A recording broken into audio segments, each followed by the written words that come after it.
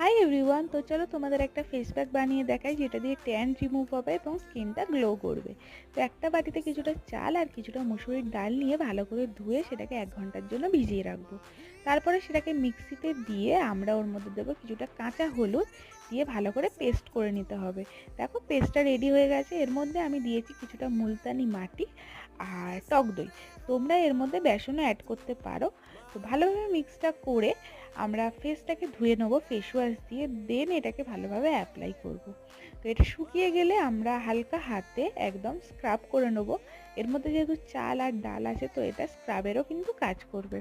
তো এটাকে সপ্তাহে মোটামুটি 3 দিনের মতো ইউজ করতে হবে, তবে ভালো রেজাল্ট পাওয়া যাবে। একবার ইউজ করলে তো হবে না, কিন্তু একবার ইউজ করার ফলে এই ডিফারেন্সটা তোমরা দেখতে পাবে।